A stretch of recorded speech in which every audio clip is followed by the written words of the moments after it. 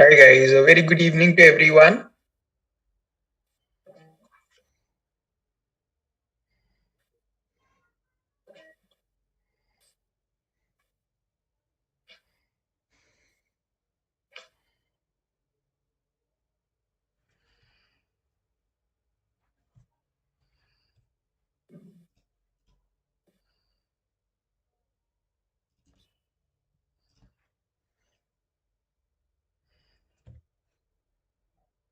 Awesome.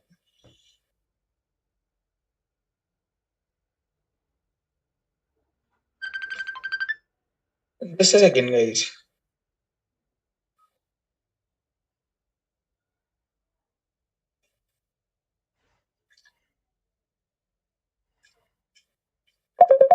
Quickly, I want to know which all chapters are we left with. You have seen the index of the book. Yeah. Just check the index of the book and let me know which all chapters are we left with.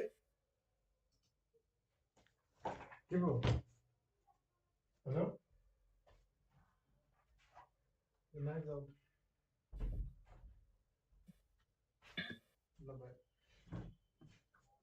No.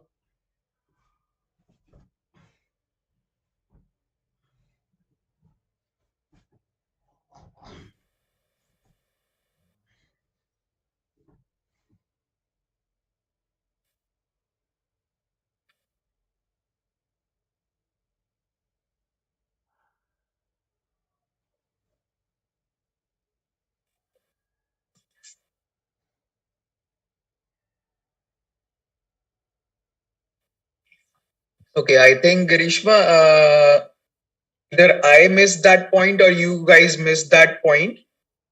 The moment we completed equations, ratios, and fractions,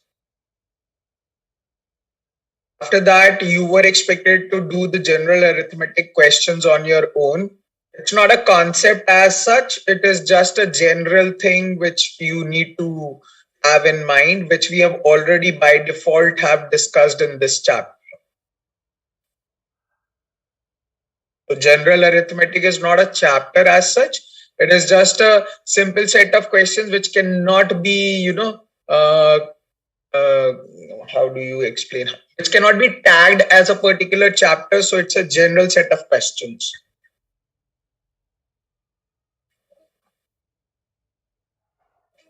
No need to say sorry. Even I can also forget. I also consider myself as a human being only. Even I can forget and may not have mentioned this aspect. No need to say sorry at all. Perfectly fine. So rate time and work. And what about the chapter interest? Have we done that? Simple interest, compound interest?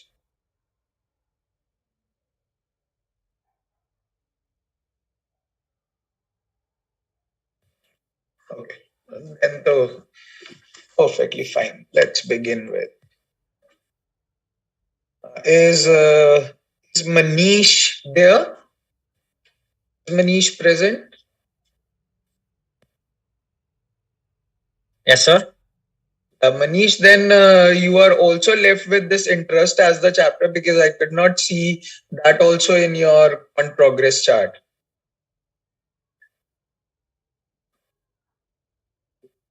The numbers and interest are the two chapters which you haven't mentioned in your quant progress chart. Okay. Yes, sir. Got it, sir. Yeah.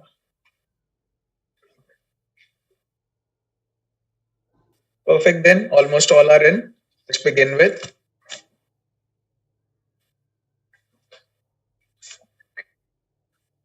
Those who have joined in late, you guys were waiting for my message to come over. Then you will join. Is that the case?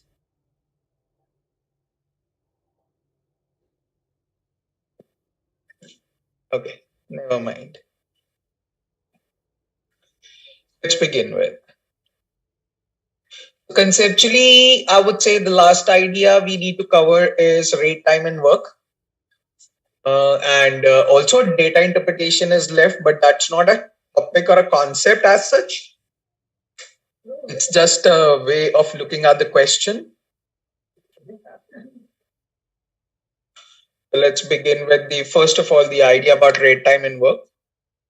So first of all, I will say this thing that the chapter or the concept as speed, time, and distance, and work rate and time are two basic chapters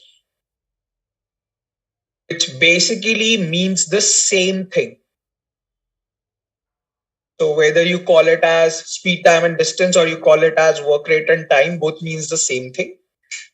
We'll start our concern or the conceptual aspect with the topic of speed, time, and distance, and then slowly and gradually we'll move towards rate, time, and work.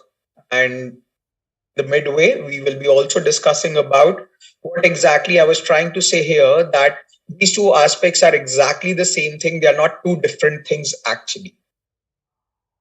First of all, talking about speed, time, and distance. So the chapter speed, time, and distance, or the concept speed, time, and distance actually stands on two simple pillars. One is this formula, that is speed is equals to distance traveled upon time taken. That's the first formula.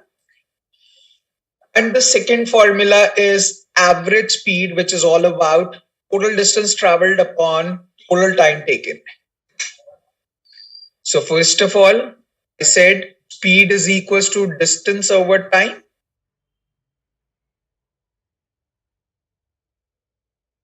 And secondly, average speed is equals to total distance traveled upon total time taken. It's very important to notice what exactly is the question demanding. If the question demands normal speed, time, distance, you need to apply this particular formula. If it demands average speed as the concern, if he's talking about average speed as the concern, then you need to apply the second formula, which is average speed is equals to total distance traveled upon total time. These are going to be two simple things which you need to remember. Apart from that, you should always also be concerned or informed, or sorry, you should also be clear about the concept of relative motion. Now, what is this all about, relative motion? Relative motion basically means two things or two people or two trains or buses or any of the two facts which are moving either in the opposite direction or towards each other, or you can say they're moving in the same direction. So let's say A is standing here, B is standing here, and there is already d units distance between A and B. Let's say A started moving with the speed of SA towards B, and B started moving with the speed of SB away from A. Basically, I can say that both A and B are moving in the same direction. Now, the question arises, what will be the time taken by A to catch up B? Now, the very first thing which you need to understand is that A can catch up B only and only if A is faster than B. A can catch up B only and only if A is faster than B. Otherwise, if B stops somewhere, A can catch it from before. So that is something you need to be mindful about. Obviously, if the question is asking you something related out here in this regard, then definitely A needs to be faster than B, then only the question can be turned up. Now, the objective out here is what will be the formula. The time taken to catch up B by A would be the d units distance between them divided by difference of their speed. The only condition which I will apply out here is that if A and B starts at the same time, that means if they are moving together, then only I can apply this concept. If A is moving alone or B is moving alone, then I cannot do this concern. This formula will be applicable only and only if A and B starts together, if A and B are moving together. The question can also turn up this way, that B has already moved some distance and then A starts. So whenever A will start, you can apply this formula only after that.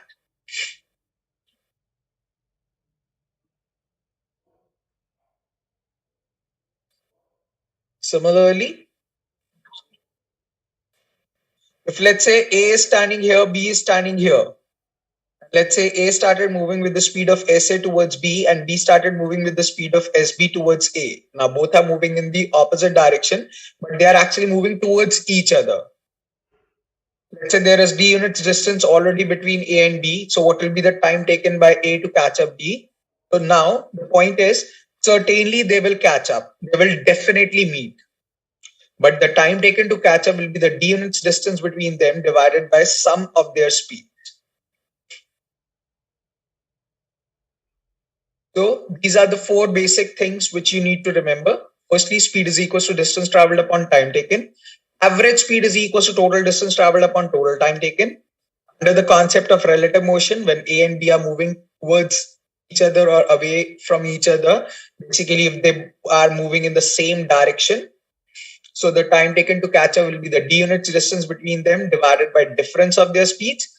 They are moving towards each other. The time taken to catch up will be the D units distance between them divided by sum of their speeds.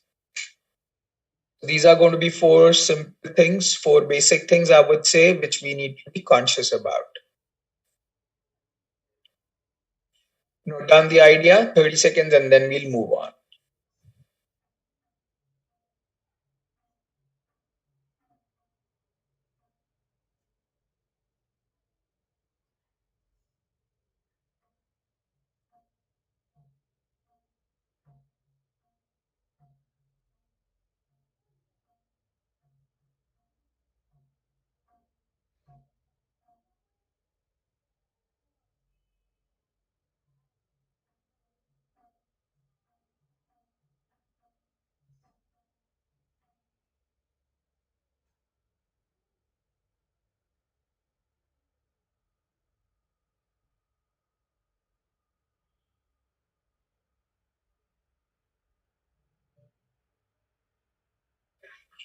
Okay, guys, moving on now.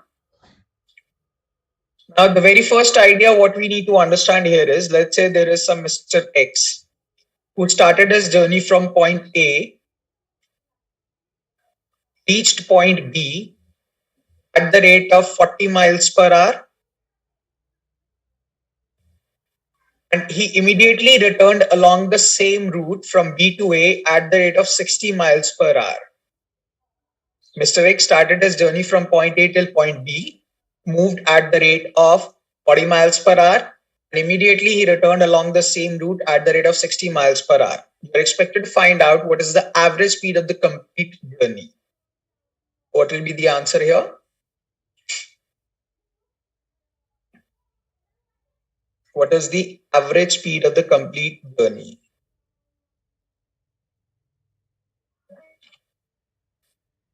Awesome. Now, if you say the average speed of the complete journey is 50 miles per hour, then in that case, I'm totally understanding this fact that you are calculating this way, that one of the speed was 40, the other speed was 60. So you did what? 40 plus 60 divided by 2. You simply took the average of the two numbers and you got the answer as 50 miles per hour. Right, Taba?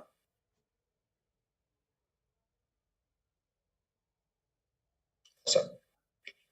But if you notice, I don't know whether you have noticed or not, I didn't ask you what is the average of the two speeds given.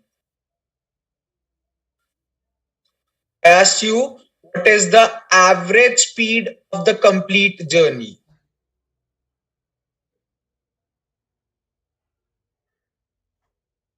If I would have asked you the question, what is the average of the two speeds given? Answer would have been 50 miles per hour. Perfectly fine. But if you ask me, is it the answer for the average speed of the complete journey? The answer to that question is no. First of all, you need to understand that these two questions are different. I simply ask you what is the average speed of the complete journey. So average speed of the complete journey has to go by the formula total distance traveled upon total time taken. I didn't teach you that take the average of the two numbers and you'll be sorted. So you need to go by total distance traveled upon total time taken. Now, in this context, do I know the total distance traveled? Yes or no?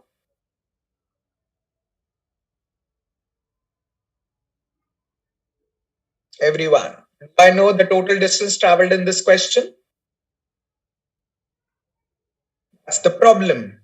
Yes, we do know what is the total distance traveled is from A to B and then from B to A. So let's say if he had gone D units, then definitely he would have moved back D units as the distance. So the total distance traveled would be D units while going plus D units while coming back. So this will be the total distance traveled divided by total time taken. Now we know speed is equal to distance upon time. If I want to find out the time taken, it will be simply distance over speed. Now, while going, the distance was d units divided by the speed, which was 40, plus while coming back, the distance was d units and the speed was 60. So the total time taken will be d by 40 plus d by 60. And this is how you will calculate the average speed of the complete journey, wherein the numerator will become 2d. And in the denominator, I can take d common and it will become 1 by 40 plus 1 by 60, wherein this d and d gets cancelled out. And that is why even if the distance is given or not, makes really no difference to us. And when you'll take up the LCM in the denominator, it will be 2 divided by 40 plus 60 whole divided by 60 into 40.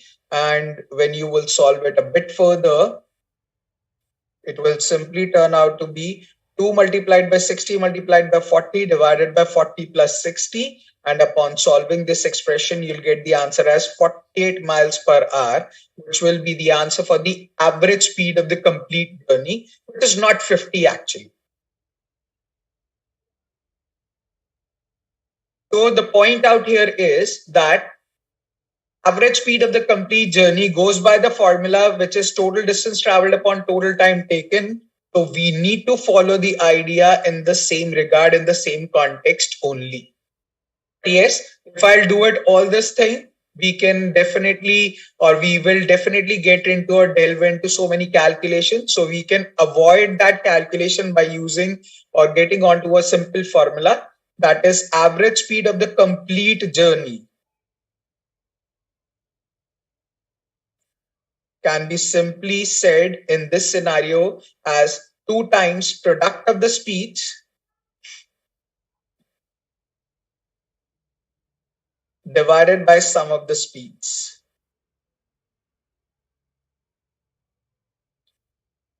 And we have created this formula by looking at this step. So even after solving every time, no matter whatever the speed will be, it will always turn out to be this thing after calculation, which will be 2 times product of the speeds divided by sum of the speeds. So you can easily use out this formula and get the answer in place. So we got to know here 2 simple ideas. Firstly, we are talking out here with respect to round trip.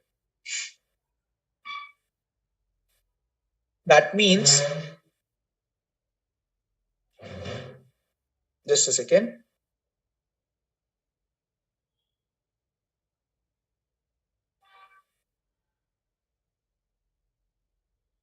Yeah. So I was saying that we are talking with respect to the round trip concern, which implies distance while going and while coming back would be exactly the same. So if the distance traveled is same, then the average speed of the complete journey goes by the formula 2 times product of the speeds divided by sum of the speeds. Herein, I can also generalize this idea. Even if it is not the round trip, let's say he is going from A to B and then he is moving ahead towards the point C. Even if now the distance traveled is same, that means if the distance between A to B is D units and the distance between B to C is also D units, then also I can apply the same formula, that is average speed of the complete journey will be equals to 2 times product of the speeds divided by sum of the speeds. So I can use this formula, use this context with respect to the idea wherein the distance traveled is same. So that's first thing which we need to analyze here. The distance traveled is same. And in that case, average speed of the complete journey will be equals to 2 times product of the speeds divided by sum of the speeds. And finally, a conclusion about the two ideas, that is average speed of the complete journey, which in this case turned out to be 48 miles per hour, is always going to be lesser than average of the two speeds given, which turned out to be 50 in this scenario. So average speed of the complete journey, which is 48 miles per hour, is always going to be lesser than the average of the two speeds given. So this is going to be by default a standard thing. So guys, does that make sense to everyone?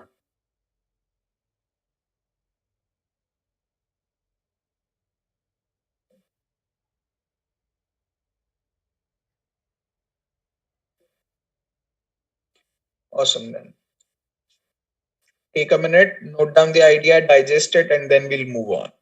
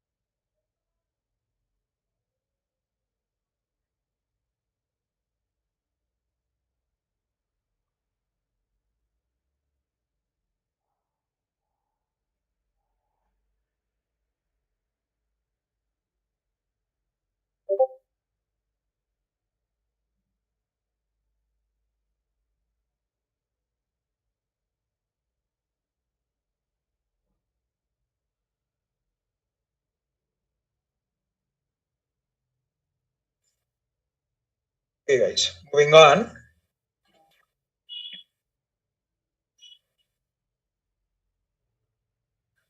Read out this question and answer the question.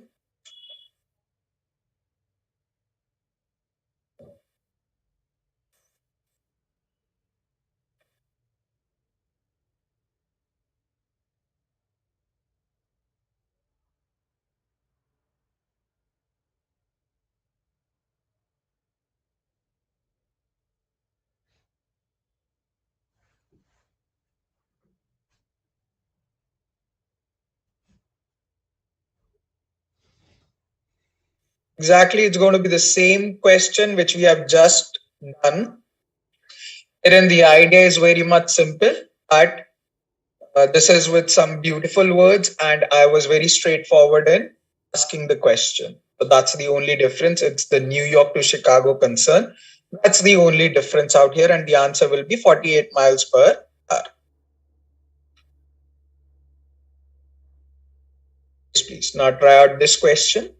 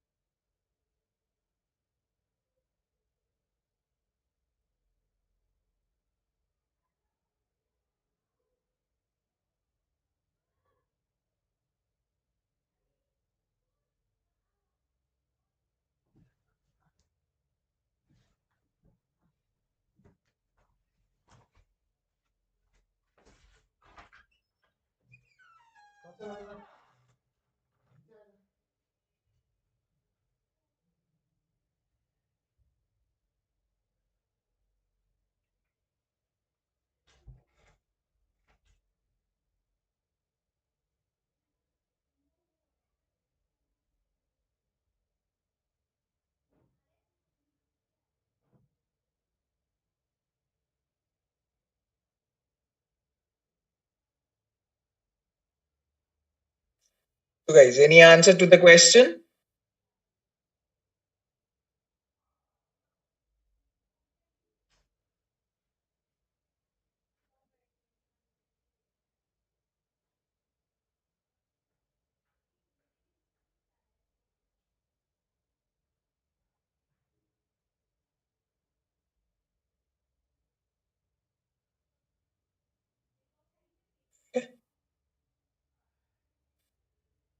Let's begin with them. The question out here says Bob can read 30 pages and Jane can read 40 pages in an hour. Bob starts with the novel at 4:30 and Jane starts the same novel at 5:20. Then after how many minutes they will start reading the same page. Let's say this is the first page of the novel.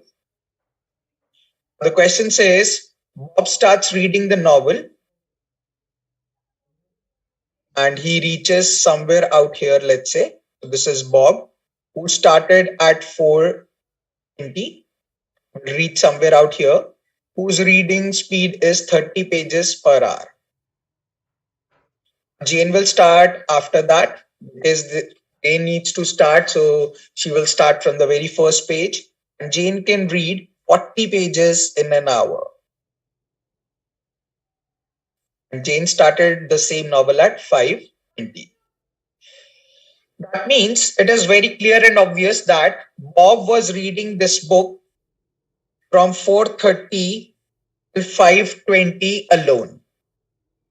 So from 4:30 till 5:20, how much time has elapsed? It's 50 minutes. I need to calculate that in 50 minutes time span, Bob will be reading how many pages? Bob's speed is 30 pages per hour. That means in 1 hour, Bob can read 30 pages, which means in 60 minutes, Bob can read 30 pages. That means in 1 minute, Bob will be able to read 30 over 60 pages. That means in 50 minutes time span, Bob will be able to read over 60 multiplied by 50 pages. So this will be 85 pages in total. So the distance between them will be 25 pages.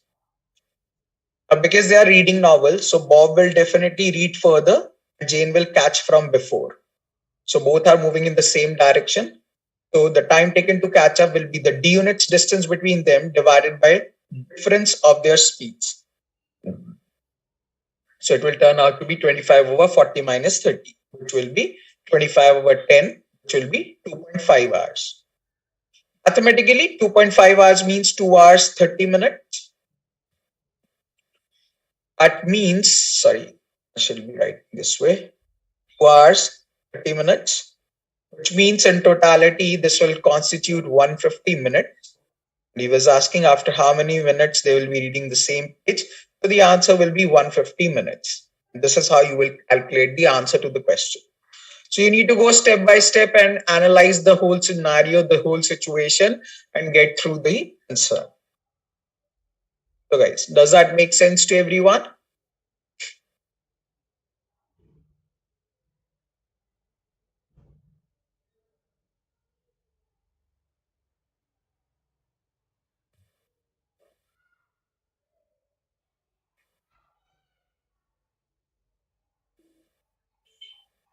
Please reply. Are we all clear on this question?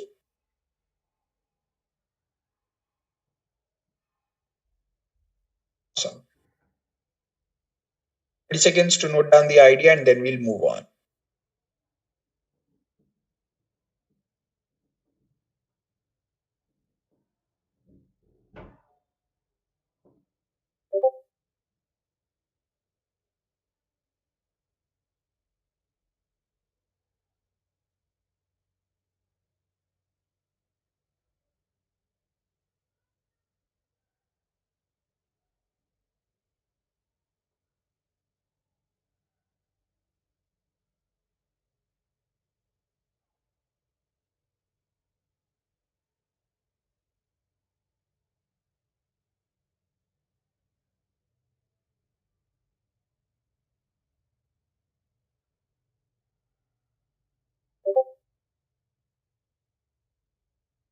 Okay, moving on.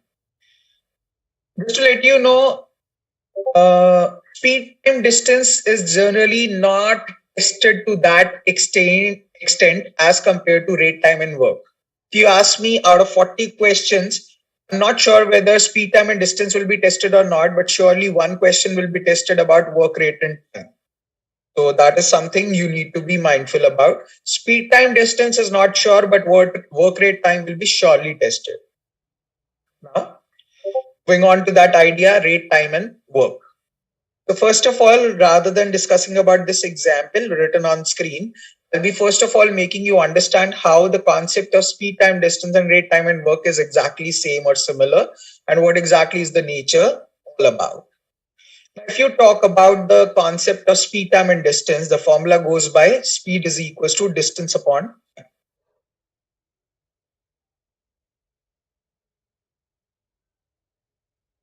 Similarly, if you talk about the concept of rate time and work, so I can say rate of doing the task will be equals to work done upon time taken.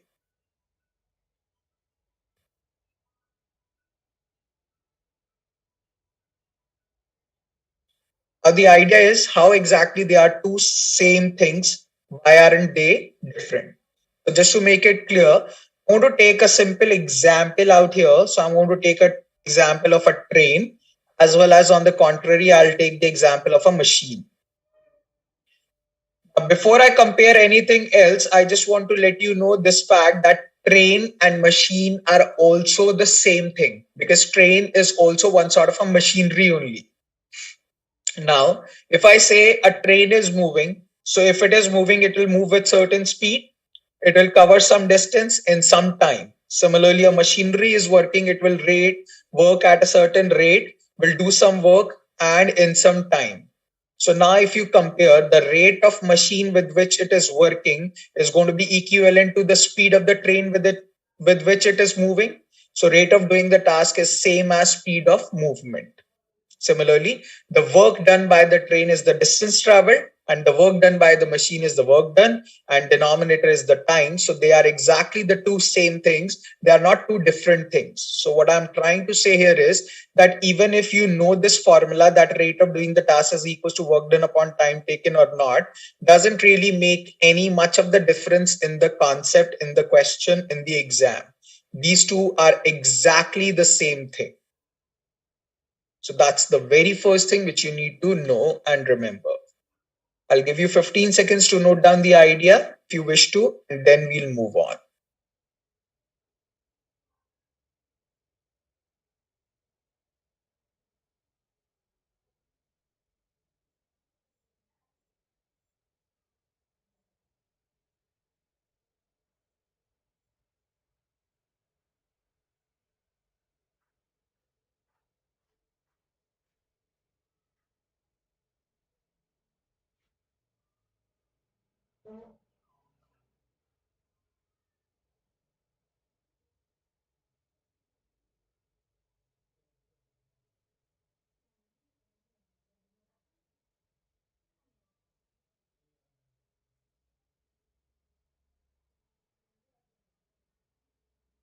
Okay, guys, moving on. Let us talk about paid time and work and how we are going to deal with the question based on that. Let's say the question says if Harry can paint the complete room in 5 hours, then what portion of the work will be done by him in 2 hours? Now here, I'll suggest you that the concept of unitary method is very, very, very important to remember. And secondly, the concept of direct or inverse proportion is going to be something which will be very helpful in solving out the question. So we know and we remember this fact: if A is directly proportional to B, then the ratio of A by B is equals to some constant K. And if A is inversely proportional to B, then the product of A and B is equals to some constant K. So that is something you need to be mindful about. Going back to this question, if Harry can paint the complete room in 5 hours, that means what the question wants to say is that in 5 hours time span, Harry can complete one work. That means it's very obvious now that in 1 hour he'll be able to cover 1/5 of the work. Just took 5 to the other side and it will get divided. That's the whole idea. Similarly, using the unitary method in 2 hour time span, this 1 by 5 will simply get multiplied by 2 and this will make it 2 by 5. So fifth of the work will be done in 2 hours. Similarly, had it been the question on 3 hours, it would have been 3 by 5 of the work, 4 hours, 4 by 5 of the work, and in 5 hours, it would have been obviously 5 by 5 of the work, which would have gone cancelled out and would have produced one work, which is basically from where we started. So basically, the idea is if he can paint the complete room in 5 hours, that means in 5 hours time span, he'll be able to cover one work in 1 hour, 1/5 of the work in 2 hours, 2 by 5, 3 hours, 3 by 5, 4 hours, 4 by 5, fifth hour, the work will be entirely done or completely done. So this is how you will simply analyze the question and do it.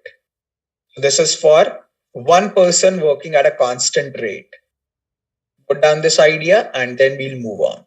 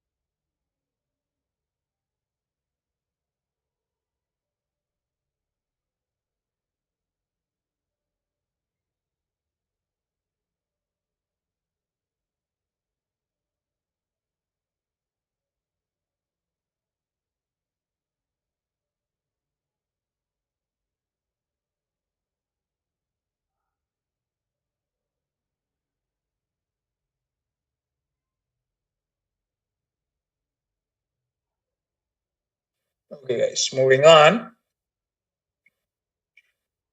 A similar context, let's say the question goes by Tom working at a constant rate can paint the complete room in 6 hours, while Harry working at the constant rate can paint the same room in 8 hours.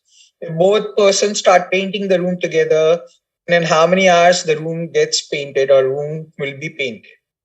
So now there are two people, one is Tom, the other is Harry. Now it says Tom working at a constant rate can paint the room in 6 hours. That means in 6 hours time span, Tom will be able to cover one work. In 1 hour time span, Tom will be able to cover 1/6 of the work. Similarly, Harry can paint the complete room in 8 hours. So in 8 hours time span, he'll be able to do one work. That means in 1 hour time span, he'll be able to do 1/8 of the work. Now the question is saying they are working together. So that means if they are working together, there should be a plus sign in between them, because in 1 hour he'll be doing 1/6 of the work. In that same hour, he'll be doing 1/8 of the work. So together in 1 hour, they'll be able to do 1/6 plus 1/8 of the work. So when you'll take up the LCM, it's going to be 6 into 8. Numerator will be 8 plus 6. So that will turn out to be 14 over 48. So 14 over 48 of the work will be completed in 1 hour. So we can simply say 14 over 48 of the work will be done in 1 hour. That means one work will simply gets completed in 48 will go to the other side, will get multiplied, and 14 will go to the other side, will get divided. It's going to be 2 to the 4, 4's 8, 7's 14, so 24 over 7, which will constitute 3 hours some minutes, and that will be the answer to the question. But the point is, if you analyze all together, what I am doing is doing so many calculations, which is definitely not required in the exam. Ideally, this is the perfect way to deal with it. But the point is, the question in itself is talking about the word together. So in the context of together, we can simply analyze this fact that if person A can do the particular task in A hours, while person B can do the same task in B hours. A can do the task in A hours while B can do the same task in B hours.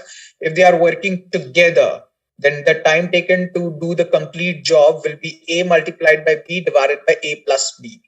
So herein, you could have simply and directly moved with this formula and got the answer out there itself, which would have been 6 into 8 divided by 6 plus 8, which would have been directly 48 over 14, which would have gotten you on the last step altogether directly.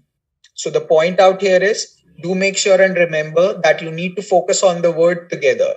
If A and B are working together, then the time taken to complete the job will be AB over A plus B. So you don't need to go by step concern like this.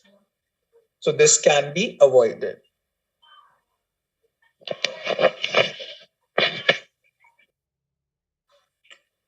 Similarly, if three people are working together, let's say A, B, and C, then the time taken to complete the job will be A multiplied by B multiplied by C divided by AB plus BC plus AC. Here also the condition is the word together only. If they are working together, then only we can apply this formula, that is ABC divided by AB plus BC plus AC. So the idea is this much simple, that if together word is absent, if we need to go step by step,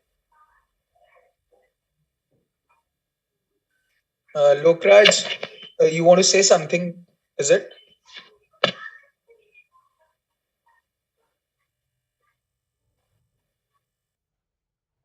Okay. So you just need to look forward for the word together. If the word together is present in the question, then automatically you can apply these formulas. Time taken will be AB over A plus B, or time taken will be ABC over AB plus BC plus AC. But otherwise, if you need to go by step concern, then this is the way of dealing with it with respect to the step-by-step concern. So just be conscious about this fact, and you can gradually and slowly will understand which formula or which case or which aspect to apply. Simply remember, if the question is straightforward, we'll go by this things written on the top. But if it is asking you to go by step concern, then we need to go step by step. Idea is to reciprocate and then get the values. Are we clear about the concept here?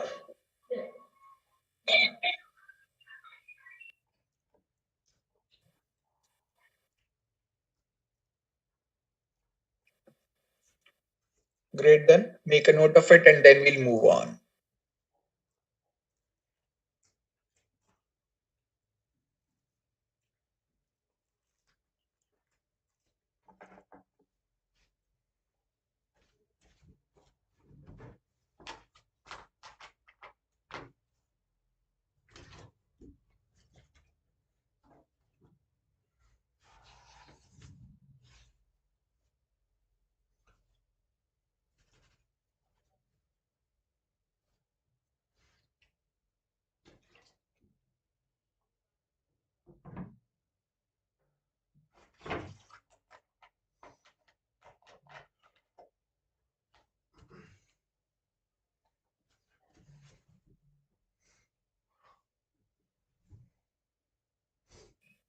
Okay, guys, moving on. Oh, yeah, before that. Before moving on to the question, I just want to say that even if the people are working, or some machineries are working, or some pipes are working, doesn't matter.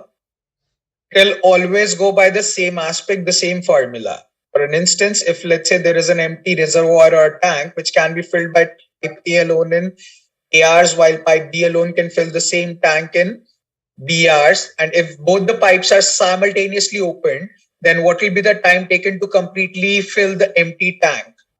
So it's going to be the same thing. Then in that case, it will be the total time taken will be equals to AB over A plus B. So it's going to be the same thing. But let's say that we have the question this way, that there is an inlet pipe A which can fill the tank in 6 hours, while there is an outlet pipe B which can drain the tank in D hours. And now both the pipes are simultaneously opened. How much time will it take to completely fill this empty tank? So now A is filling the tank and B is draining the tank.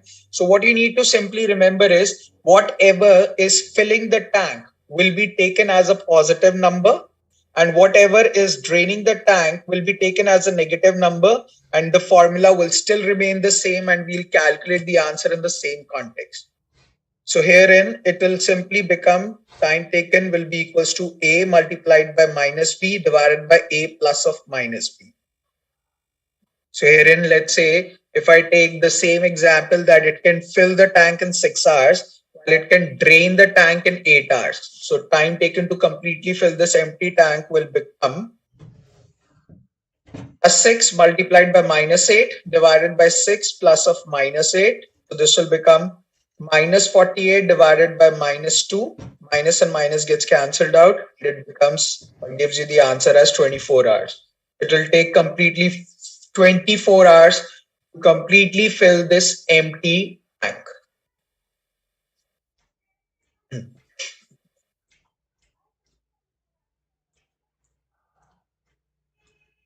So guys, does this concept make sense to everyone now?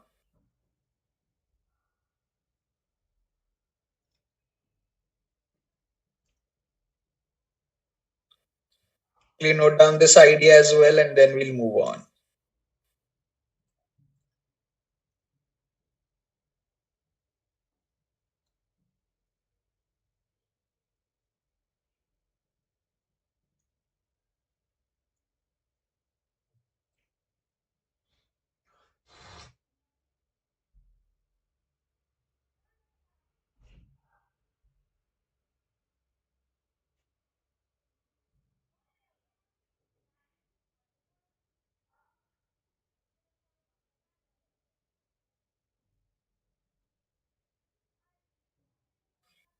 Okay guys, moving on.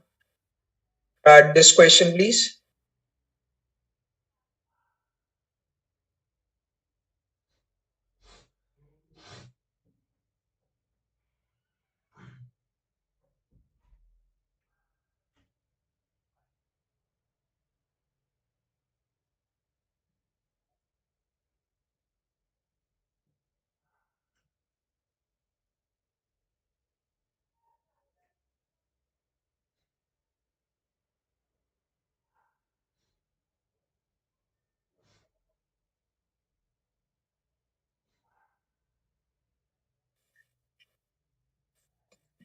Okay.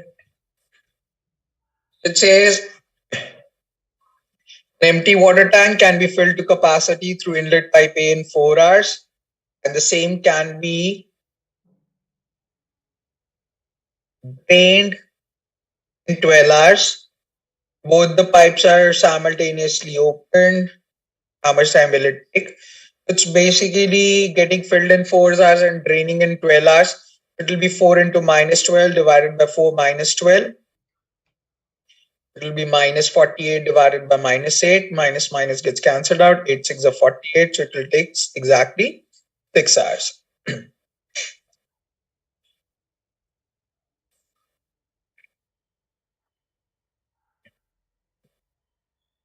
Simple, straightforward. Moving on. Try out this question. It's an interesting question. Try it out. See if you can solve it and post your answers in the chat box.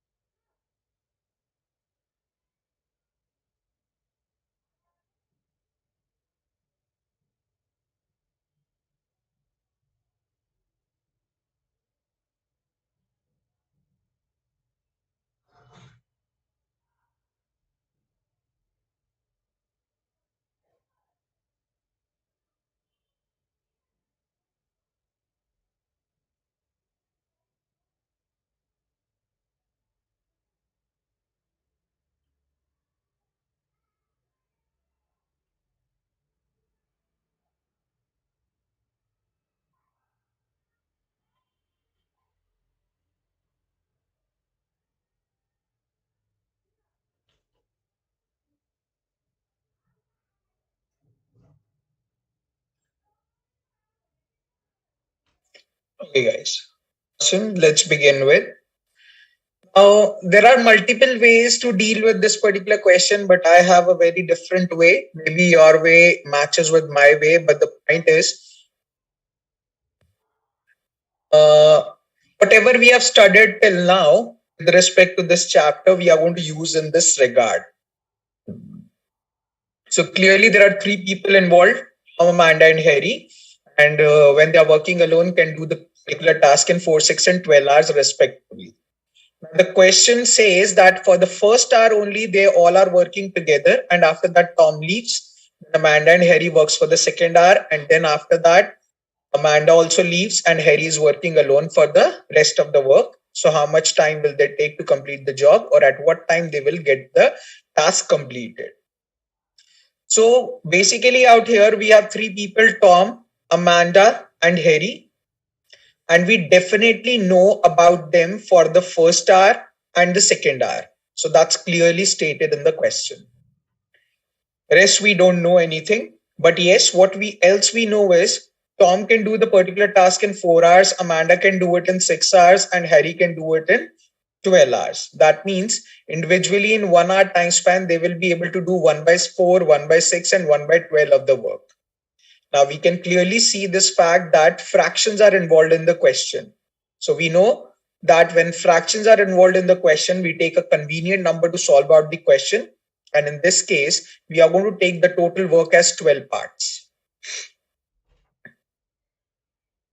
That means if the total work is to be done is 12 parts, then Tom at his own sweet rate will do 1/4 of 12 parts every hour. That means Tom will do 3 parts every hour. Amanda will do 1/6 of 12 parts, so that will be 2 parts every hour. And Harry will do 1/12 of 12 parts, so that will be 1 part of the work every hour. Now, let us read the question once again. Tom, Amanda, and Harry working alone can finish the task in 4, 6, and 12 hours respectively. Tom, Amanda, and Harry start working together and work for 1 hour. That means in the first hour, Tom, Amanda, and Harry are working together. So if they are working together, then in that case, Tom will do or will complete 3 parts of the work in this 1 hour. Amanda will complete 2 parts of the work, and Harry will complete 1 part of the work. And together they will be able to complete 6 parts of the work in the first hour. Then Tom leaves and Amanda and Harry work together for 1 hour. So in the second hour, Tom leaves. So Tom will not work now. Amanda at her own sweet rate will do 2 parts of the work, and Harry at his own sweet rate will do 1 part of the work. And together they will be able to do 2 plus 1, 3 parts of the work, which means by the end of the second hour, 6 plus 3, 9 parts are already done. So what amount of work is left here? So total were 12 parts to be done, 9 parts are already done. So 3 parts are left. So the leftover work is 3 parts. And these 3 parts are to be done by Harry.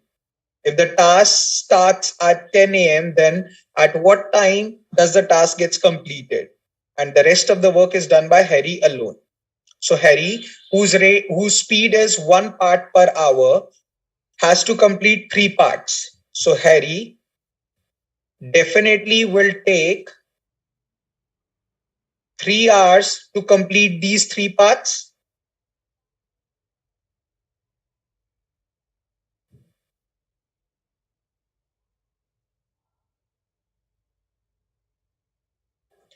Now this implies this is the first hour, this is the second hour. So 2 hours are happened here, or 2 hours have happened here, and the 3 parts which were left will be completed by Harry in 3 more hours. So that means they will together take 5 hours to complete the job.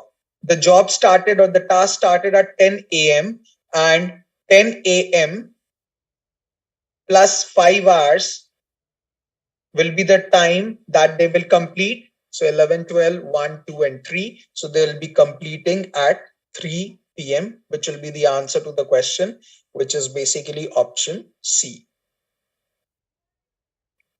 The point is, it seems like I have done so many things, but it was just written to explain everything in detail.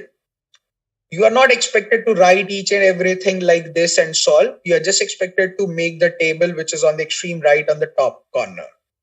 So basically, Tom, Amanda, and Harry can complete the job in 4, 6, and 12 hours. So that means in 1 hour, they'll be able to complete 1/4, 1/6, and 1/12 of the work, which eventually means that in 1 hour time span, if I'm taking the convenient number as 12 parts, so in 1 hour time span, Tom will be able to complete 3 parts of the work, Amanda will be able to do 2 parts of the work, Harry will be able to do 1 part of the work. And based on this ideology, we can simply calculate that in the first hour, they'll be able to complete 6 parts of the work. In the second hour, Tom leaves, Amanda and Harry are working, so they'll be completing 3 parts of the work.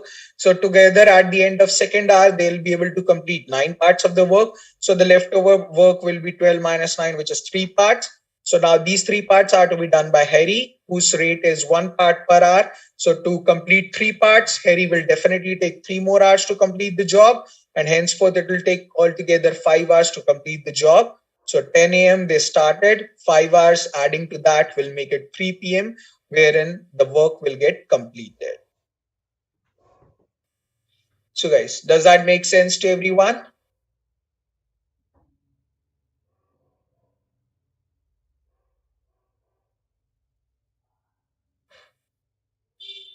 Awesome then.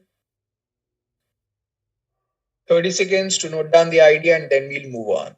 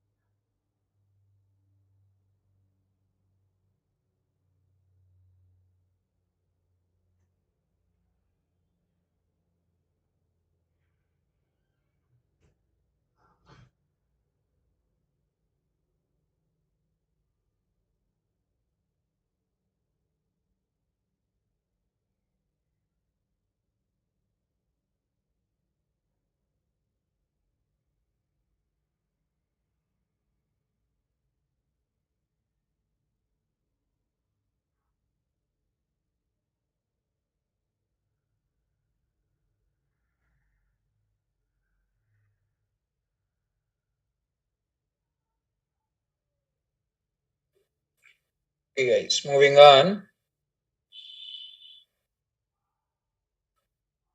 Start this question please.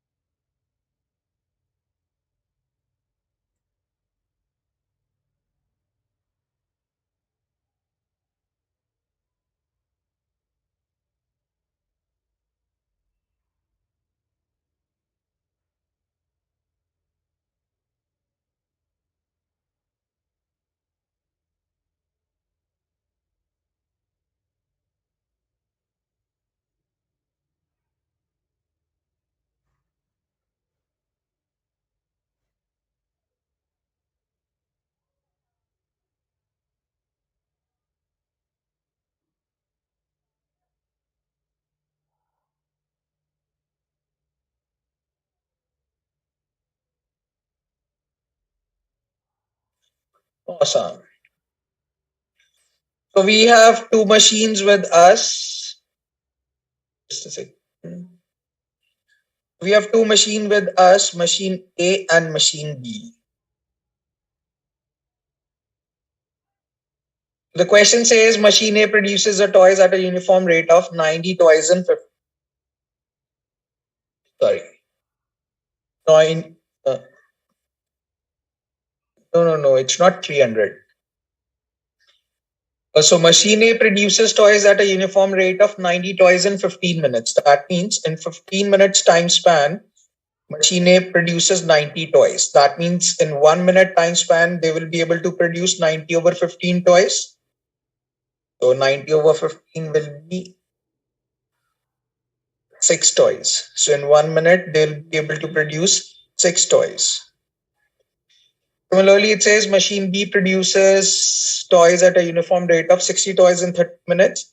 In 30 minutes time span, they are producing, or machine B is producing 60 toys, which means in 1 minute time span, it is producing 60 over 30 toys, which means in 1 minute, it is producing 2 toys. So now machine A is producing 6 toys in 1 minute and machine B is producing 2 toys in 1 minute. So together, if I see in 1 minute time span, it is producing 8 toys. So that's something which is already given us information. Now it says if two machines run simultaneously, which means together, how many minutes would be required to produce a total of 400 toys? So in 1 minute, we already got to know that it produces 8 toys. We need to find out in how many minutes it will be able to produce how many toys? 400 toys. Just we need to find out M. We'll cross multiply. 400 divided by 8 will be equals to M. It will be 8 fives are 40. So it will take 50 minutes. That's the answer to the question. Basically, when we reached at this position, we analyzed what are we doing. We have two aspects in the question. One is the time and the other is production. I related the idea that time and production has a direct relationship or inverse relationship. Obviously, if I'll increase the time, production will also increase. So both are moving in the same direction. If both are moving in the same direction, that means it is direct proportion. And if it is direct proportion, then in that case, we need to equate the ratio to get the answer. Does that make sense to everyone?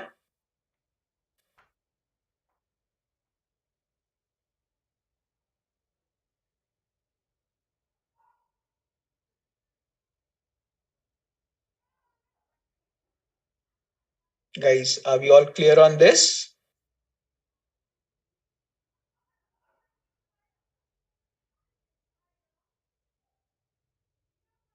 Perfect. 30 seconds to note down the idea and then we'll move on.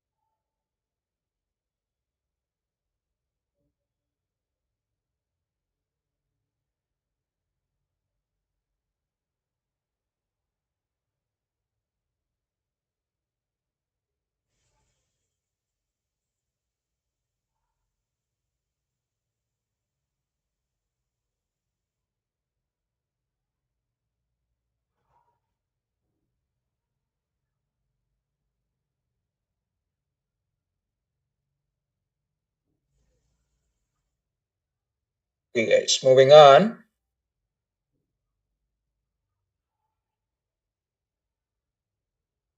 Yeah. Add this question, please.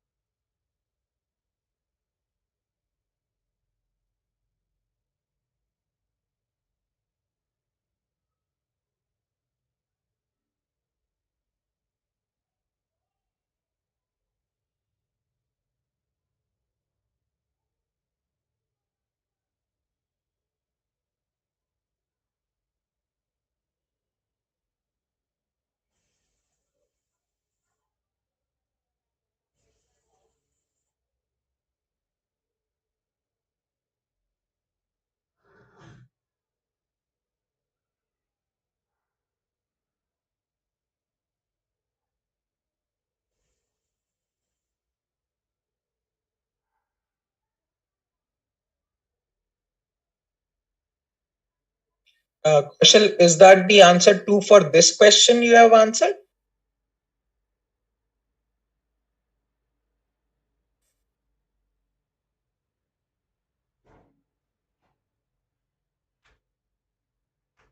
If you have answered 2 for this question, then it's wrong. Please read the question carefully.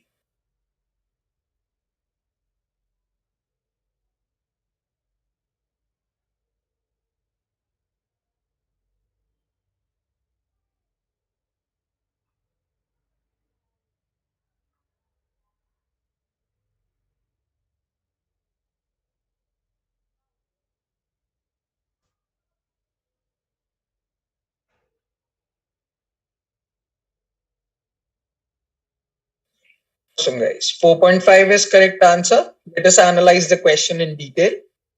It says four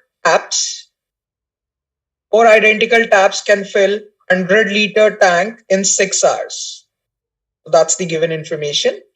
4 identical taps can fill 100-liter tank in 6 hours. Then how many hours will be required? So we don't know how many hours. So how many, let's assume hours. So how many hours are required to fill 150-liter tank by 8 such taps? So now if you analyze the question, if I need to apply the direct or the inverse proportion, I need to have 2 things. But here 3 things are given. So if 3 things are given, I need to commonize one of the element and then relate the rest of the 2. So obviously the time has to be calculated. So I cannot commonize the time. Either 4 taps has to be made 8 taps, or 150-liter has to be made 100-liter, or 100-liter has to be made 150-liter. But eventually making 4 taps as 8 taps is quite easier than making 100 as 150. So I can simply generalize this way that 4 taps fill 100-liter in 6 hours. So on the similar context, 8 such taps, that means if you double the capacity, they will definitely fill double the volume. So 8 such taps will fill 200-liter in the same time span of 6 hours. Now 8 taps got commonized, which is of no use to us now.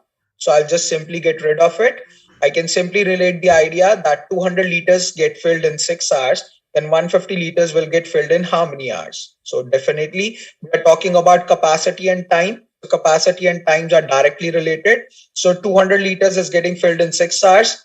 So 150 liter will get filled in how many hours is my question. I'll just simply cross multiply and answer the question, which will be to 150 multiplied by 6 divided by 200. 0 gets cancelled out. 5 3s are 15, 5 4s are 20. 2 3s are 6, 2 2s are 4. 9 by 2 will be the answer, which is 4.5 hours.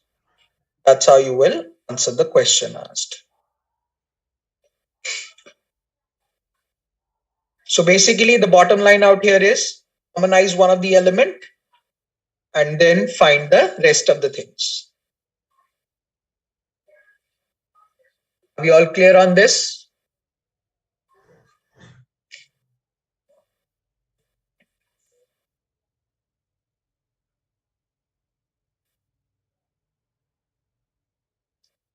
Great. 30 seconds to note down the idea and then we'll move on.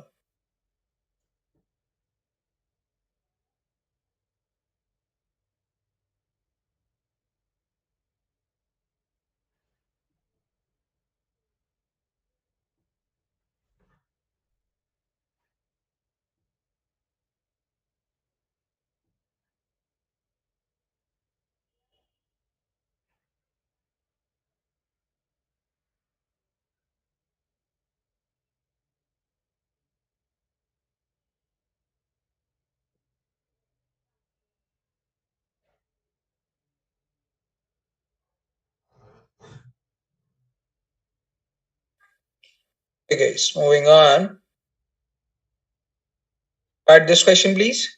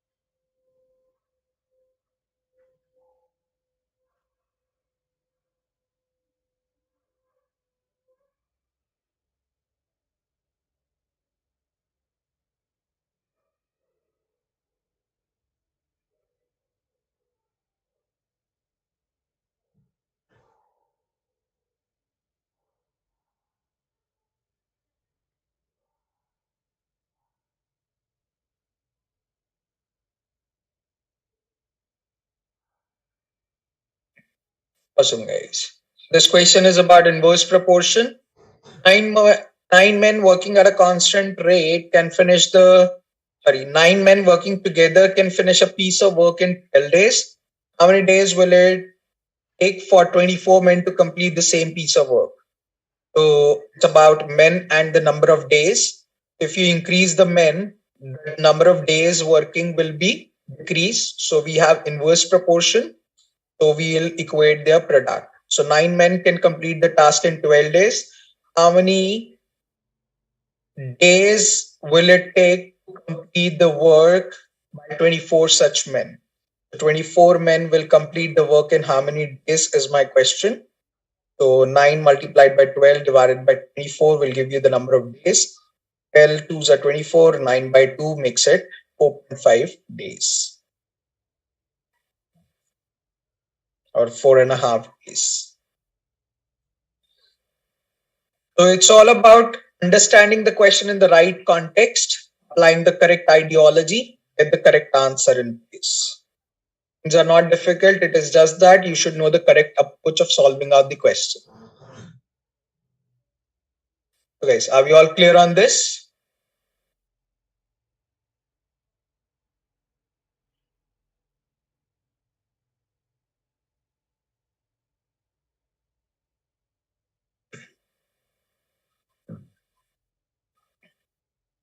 Great.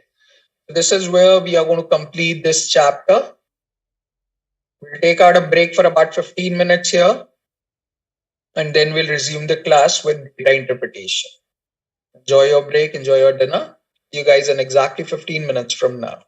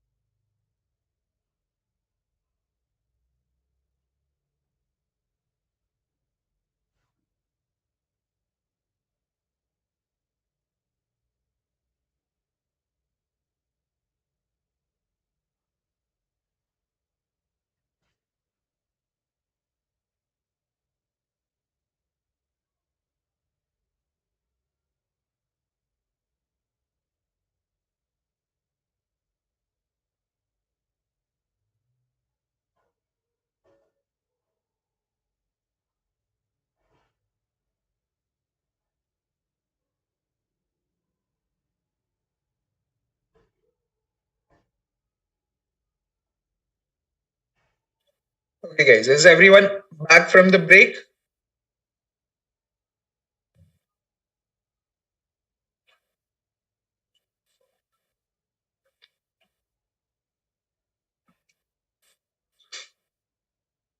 Great then.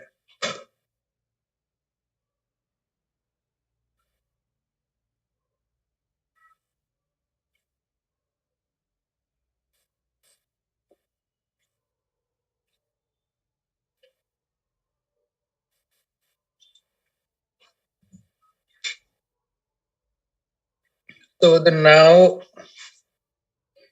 next idea we are going to talk about is data interpretation. Just want to be very clear out here that even if we discuss anything or not with respect to data interpretation, there will be no difference in your exam about it. That means data interpretation is not a separate section or not a separate concern or not a separate thing which you will encounter during or in the exam. It is just that the way of presenting the question is going to be a bit different. Herein, data set will be given to you, and based on that data set, the question will appear which you need to solve. Generally, what happens is the data is given in the form of a statement, and then you are expected to form out the equation from it, and then you solve that equation to get the answer. That's how a general math question appears. In the similar context, I would say data interpretation questions are basically the questions in which data set is given to you, and based on that the question is asked, and that data set can be in any form. Likewise, if you would have seen in this questions about statistics, we were given a kind of a tabular information. A table was given, X and F was given, and based on that you were expected to solve out the question. In the same way, here also the data interpretation section, data will be given to you and you need to solve out the question. The most important thing which you need to understand with respect to GRE is that there will be two sections, section 1 and section 2. There will be two scored section in your exam, and if there turns out to be 3 sections, section 1, section 2, as well as section 3 for quant. So if quant section turns out to be 3 times in your test, it implies that one of the 3 section, we don't know which one, but one of the 3 section is going to be an experimental section, which is going to be unscored. That means your performance in that section will not contribute anything to your score. But unfortunately, during the exam or even after the end of the exam, you will never ever get to know which section was the unscored or the experimental section. In every section of math, there will be 20 questions to be done in 35 minutes time span. So 20 questions to be done in 35 minutes time span. So on an average basis, you will have 1 minute 30 seconds, I would say, to solve out each question. Actually, it's more than that, but I'm just going to take it that way. So we are going to keep a standard of 1.5 minutes to solve out the question. If it takes 2 minutes, perfectly fine. If it takes 3 minutes, then it's okay, but you cannot spend 3 minutes on 2 of the questions. You can spend 3 minutes on only one question in the complete set, and otherwise you just need to keep moving to complete the set altogether. In every section, you will have 1, 2, 3, 4, 5, 6, 7, 8, 9, 10, 11, 12 till 20th question. Similarly, out here 1, 2, 3, 4, 5, 6, 7, 8, 9, 10, and so forth till 20th question. The first 8 question in your exam is going to be the quantitative comparison questions in every section. That's by default. After that, the order could be any multiple choice question with one answer or more than one answer. And there will be hardly 1 to 2 questions which will be numeric entry questions. Out of these 20 questions, anywhere after the midway, I would say after the 10th question, generally we have seen after the 10th question, you will encounter data interpretation questions. Now, these data interpretation questions are basically 4 questions in number. So in every section, there will be 4 questions approximately about data interpretation. And most importantly, out of these 4 questions, it will be bifurcated into 3 question set and 1 question set. That means there will be a data set which will involve 3 particular questions based on it, and there will be another data set, a different data set wherein only 1 question will be involved. So your ideology goes this way, that this will be the general structure of your quant section. To give you the look and feel of data interpretation, I would say this is going to be the question. So there can be a situation wherein the question is on the top, information is in between, and the option choices are below. It could also be the situation that the information comes on the top and this question comes here. And then the option choices, which is obvious. Or there can also be the situation that information is on the left, the question is out here, and the option choices are out here. So it could be any of the nature. We can't say what exactly will be the set pattern, but yes, to get you onto the look and feel of the screen, this will be the look and feel of the screen, wherein the first tab will be about exit section, review section, show calculator, back and next, hide time.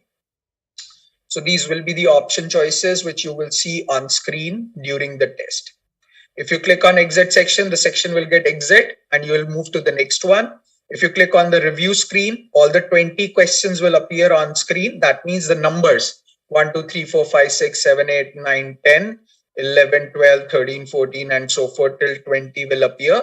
If you want to go to the 16th question, you will click on the 16th tab and automatically the 16th question will appear in front of you. If you want to go to fifth question will open if you click on that. Similarly, you can click on any of the question and you can move directly onto that question.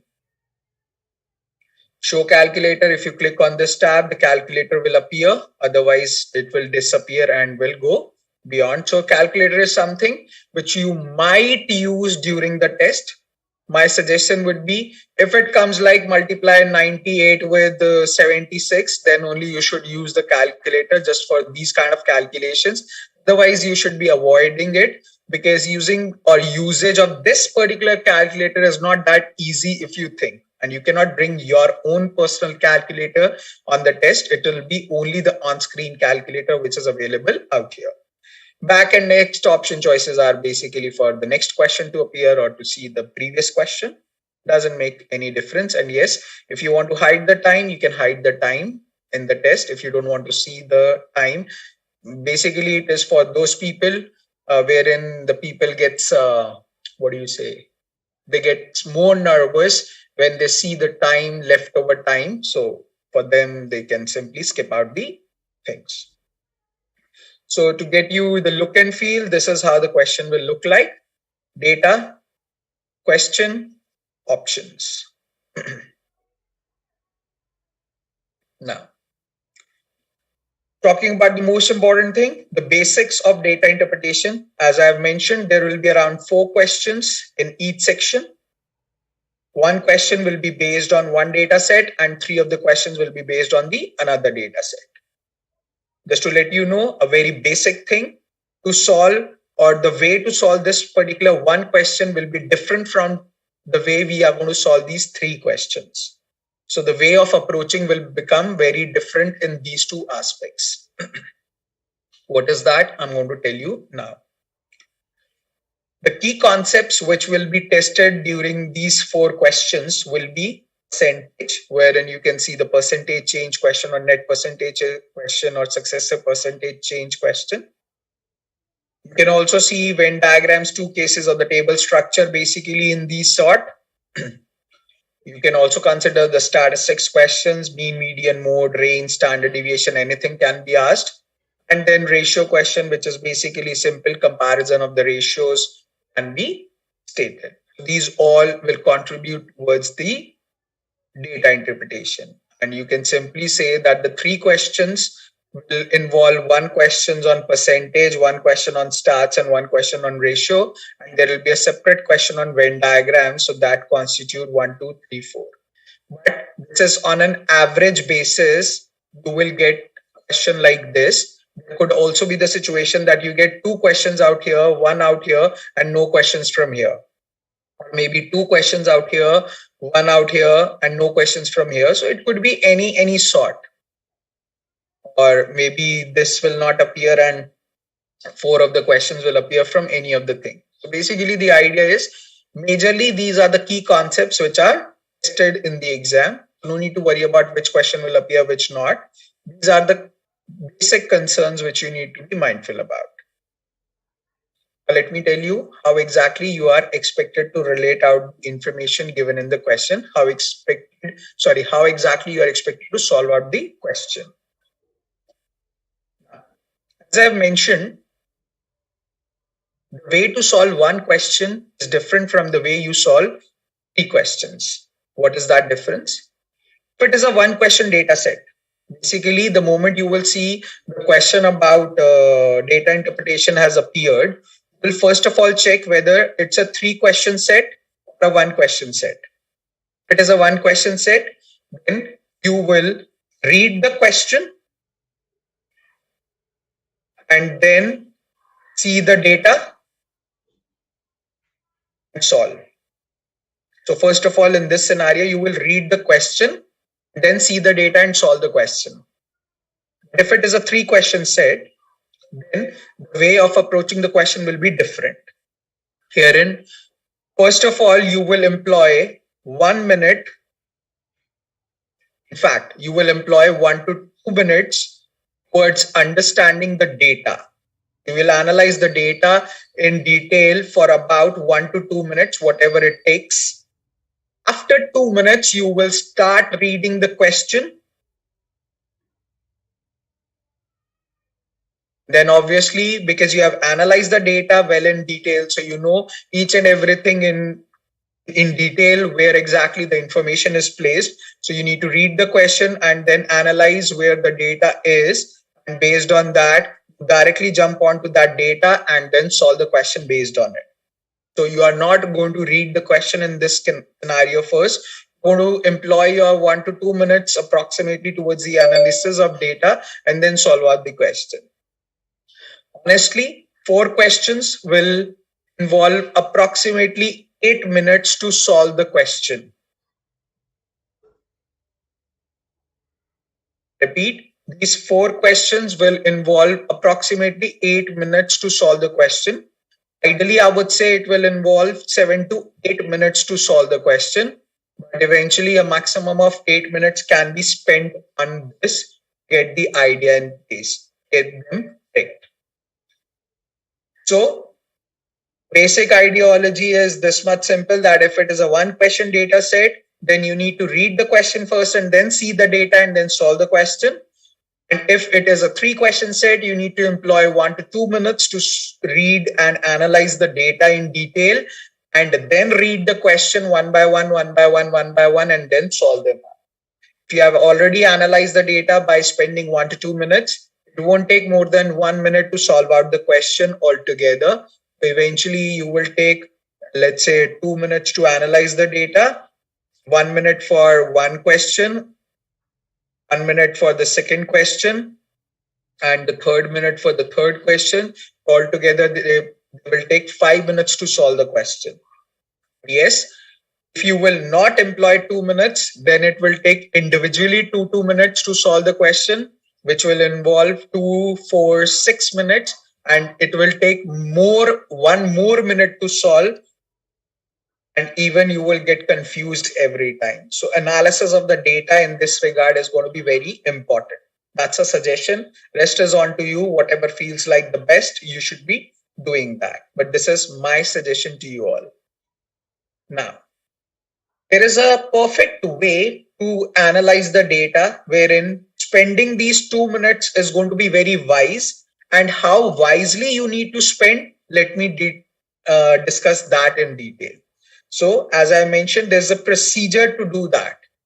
So first of all, you need to figure out it's a 3 question data set. If it is a 3 question data set, the very first step is to analyze the data. So this is going to be step 1. analyze the data in detail. So now how you are expected to read the data is, first of all, you are expected to read the graphs or any of the data given, wherein you are first of all expected to read the headings, read any of the conversion which is given, and sometimes they are given in the brackets. So whatever is written in the brackets, you need to be very mindful about it. You should not be skipping out that information. So first of all, you need to read the heading so that you get to know what exactly they are talking about in the data. And secondly, because that's going to be self-explanatory that what exactly they are talking about. Then you need to see what is the conversion or the brackets, whatever is given in that here. And then you need to analyze what is given on x-axis and what is given on y-axis. So basically, what names have been given to the axis is also very important. X-axis and y-axis. Now, if it is a graph, then obviously you will read it this way, but the data can be in the form of pie chart, the data can be given in the form of table, data can be given in any sort, or maybe some certain set of passage is given, something like reading comprehension is given. So then in that case, you are expected to analyze the data well in detail, read it very carefully. Every bit of information is very important to read. So you are expected to analyze the data well in detail. And for this reason, you need to take approximately 2 minutes. 1 to 2 minutes ideally, but 2 minutes is the maximum time span I'm suggesting to give a thought to.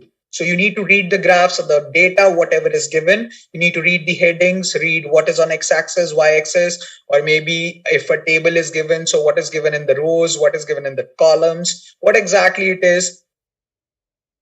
Do make a very good analysis of that. And reading and analyzing the data in the correct sense is very important. So whether the data is given in the form of percentage or it is given in the form of dollars, millions of dollars, billions of dollars, what exactly it is given, it should be very carefully set. Then your next step is step number 2. That is read the question slowly and break it into parts if required and make an equation. That is your second step to solve. And finally, step number 3, which is basically all about if it is given, it is used, that the answer is closest to, or use approximation in calculating the answer, then in that case, you need to use the approximation to solve out the question. For an example, it is asking you to find out a particular percentage of 60. And in that context, you calculated somewhere around 10-11% of 60. That was the question, let's say. And it was actually asking you to find out the uh, somewhere around, let's say, approximation was the question. Then in that case, rather than finding 11% exactly, you should be finding out 10% of 60, and that will become the answer to the question. Approximation is very important. Or even in fact, had it been 10.8%, so you could have directly figured out what is the 10% of 60, and that will become the answer to the question.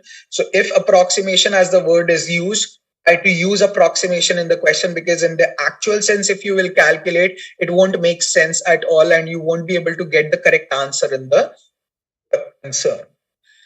So the bottom line is you need to analyze the data well in detail, and you need to spend 2 minutes for that. And then step number 2 is to read the question slowly, make out the equation, and finally use approximation if required.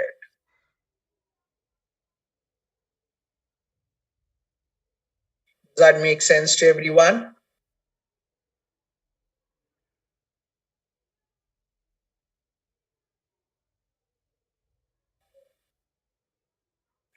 Great.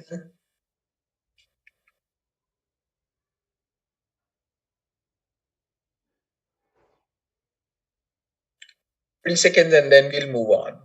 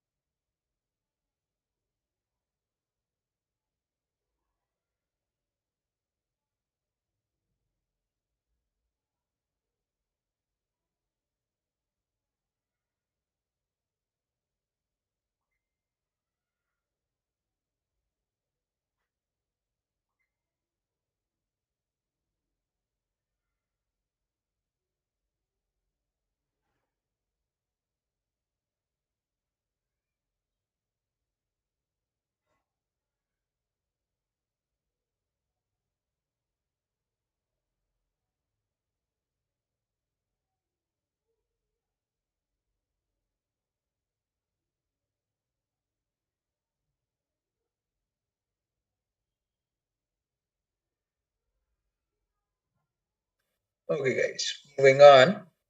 Now let us try out a question and see how exactly we need to deal with the things.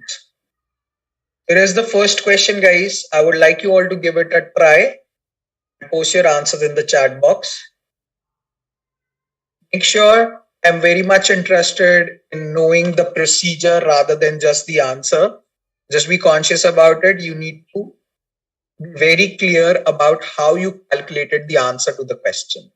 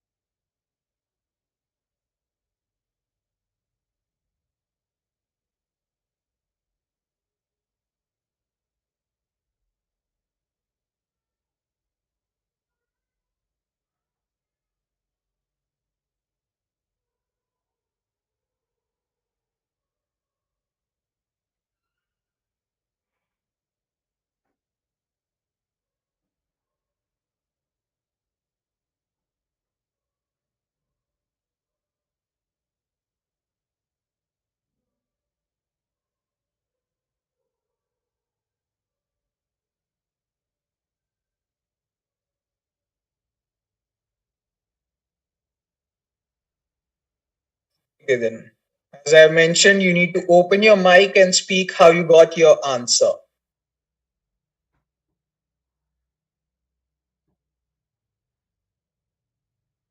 Basically, I want to know how have you looked at the information? How have you solved this question?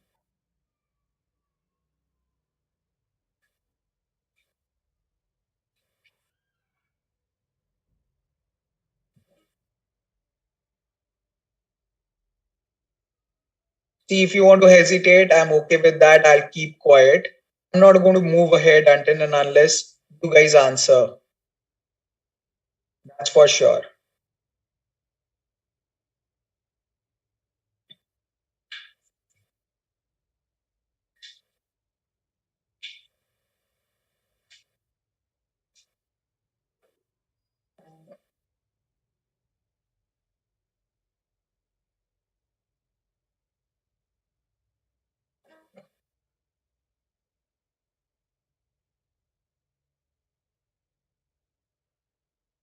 That's my question, na? How will you take the average?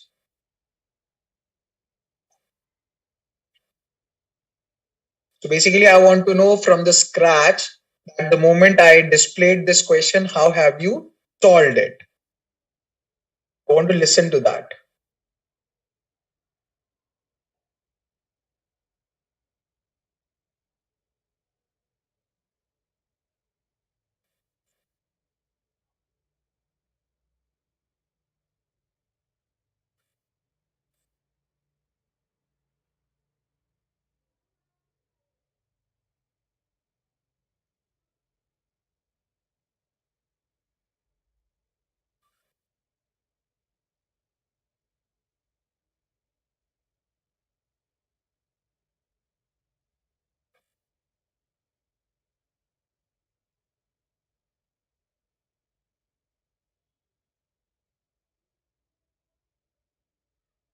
Today is our last class, and still I don't know what exactly is the problem. Fine. Let me explain and move on. Now we have temperature. Basically, we need to first of all read the heading. So we have maximum daily temperature for January 2007 for state X. Then we have x-axis, we have y-axis. On y-axis, we have number of days.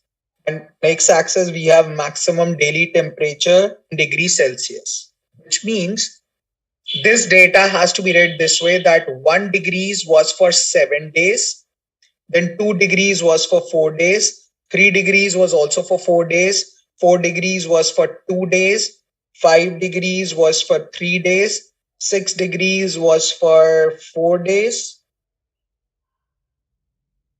then 7 degrees was for 8 days, and then 8 degree was for 1 day. So this is how you will analyze the data altogether, wherein we know this fact that January has 31 days in total. So this is the complete list of 31 days and respectively the temperatures. So I'll say this is the X, which is 1, 2, 3, 4, 5, 6, 7, and 8. And the frequency associated with it, which is 744 23481. Sorry, this is 6. 744 23461.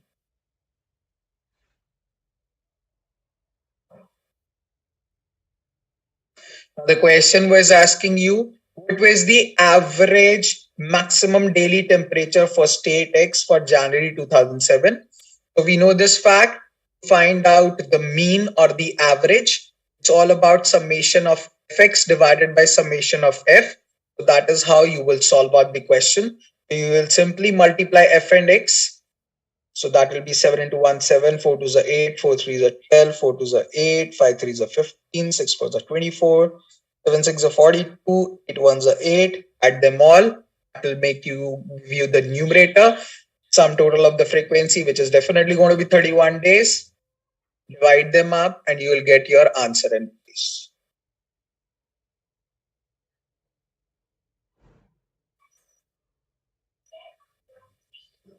Guys, does that make sense to everyone?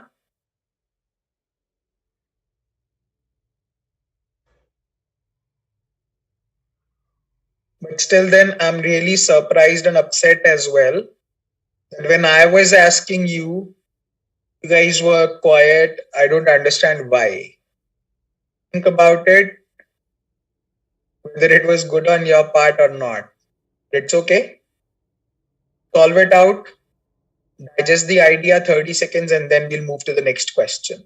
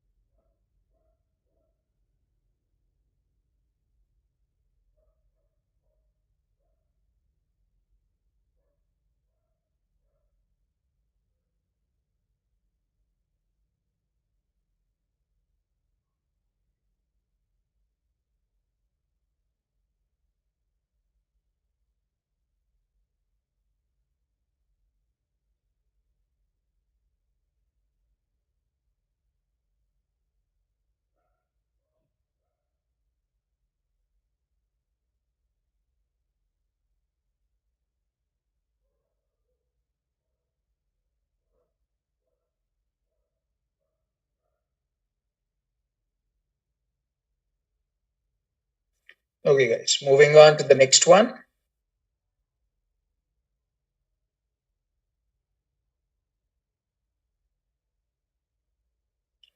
Yes, please. Start this question now.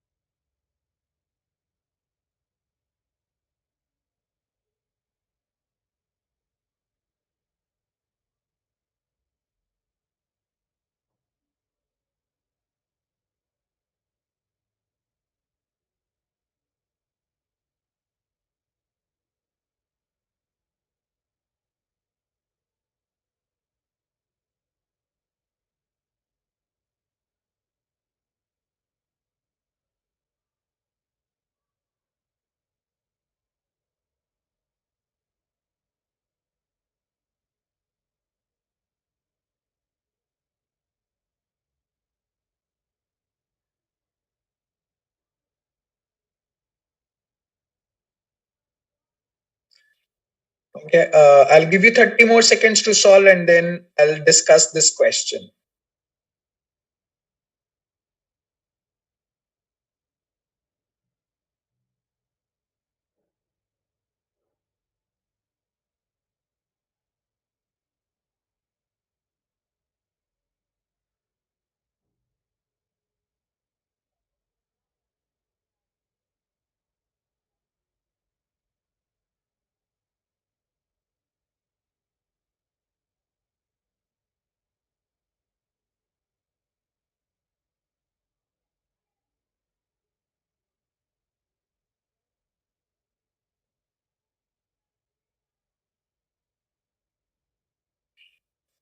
Okay, guys, let's begin with.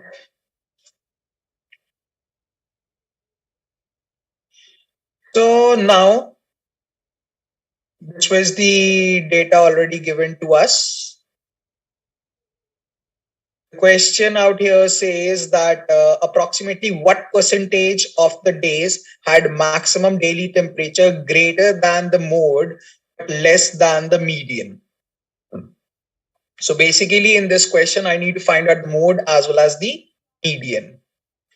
It's quite obvious that if I am expected to find out the mode and the median, then in that case,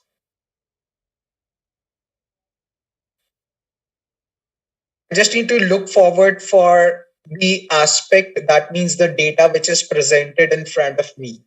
So we know what is mode. Mode is all about the term which appears the maximum number of times in the series. Out here, this is 7 having the highest frequency. That means 1 will turn out to be the mode of the series. We need to calculate the median of the series. So again, we are going to figure out the X and the F to find out the median of the series. So out here, X is going to be 1, 2, 3, 4, 5, 6, 7, 8. 1, 2, 3, 4, 5, 6, 7, and 8. And the frequency associated will be 7. Then it's 4, 4. Then it's 2.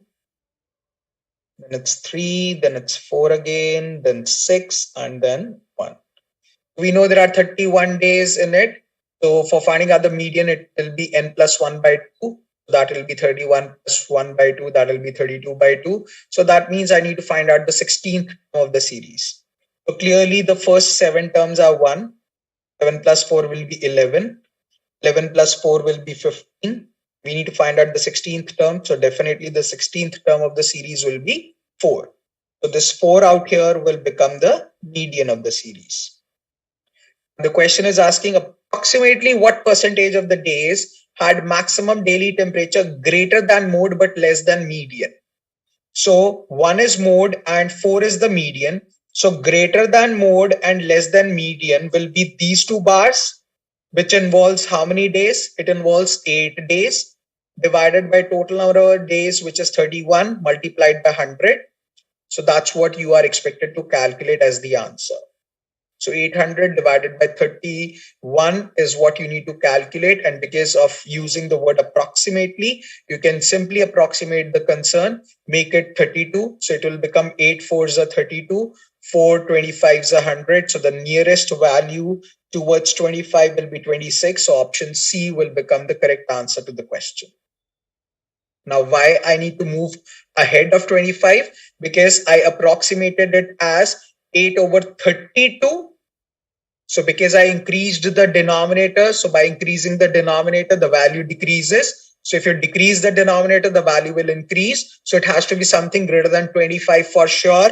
So something greater than 25 will be the correct answer. So that will be 26%. So this is how you will calculate the answer to the question.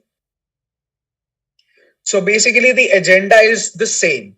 The agenda is that we are expected to use the same ideology which we have learned in the concept of statistics, but it is just that the application of the data is given in the form of a graph. So you need to extract the data first and then solve the question based on it. So we are not doing anything new. What we have learned in the statistics class is basically we are applying here, and it's the same thing we are going to do out here. So guys, does that make sense? So again, I'm repeating my words. Please do not consider data interpretation to be a separate section or a new thing in front of you. It is going to be exactly the same thing what we have done in the classes itself. So we are going to apply the same application of what we have learned in the classes. So for me, data interpretation is not a new section at all. And now you can simply try out the question which are or the different data sets which are given in the book and analyze the data interpretation section as well. Nothing new, nothing great, nothing further. But yes, I want to simply state one simple thing which I want to relate out here. Just give me a second. While solving the data interpretation questions, that means while analyzing the data,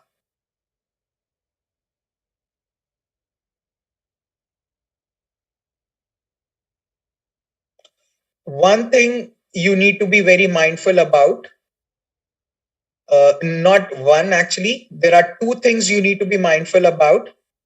The language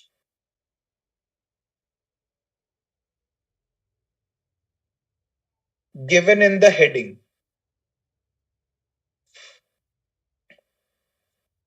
So sometimes what happens is the language given is percentage change in the values. And sometimes it is given percentage of the values. So basically these two statements are very different. Percentage change means it is going to be with respect to the previous year. And percentage of the values means it's going to be directly that much percentage.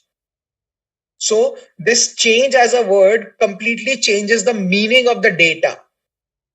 Likewise,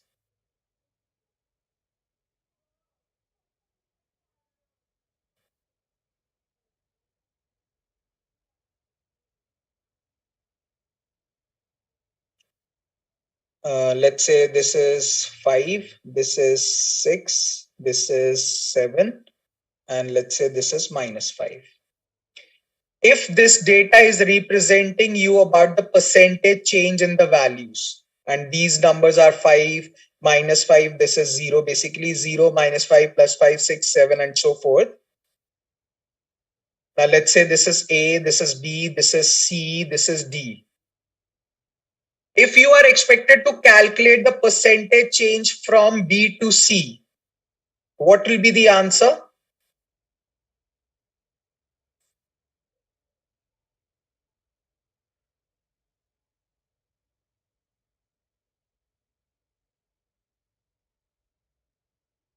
Basically, you can consider them as year 2000, 2001, 2002, 2003. So A, B, C, D are basically the years only. So what will you say? What is the percentage change from B to C if this data is representing the percentage change only?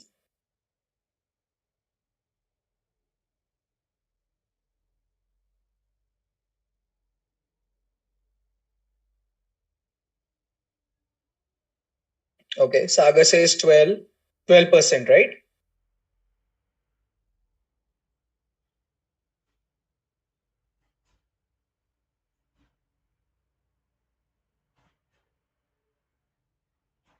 Great.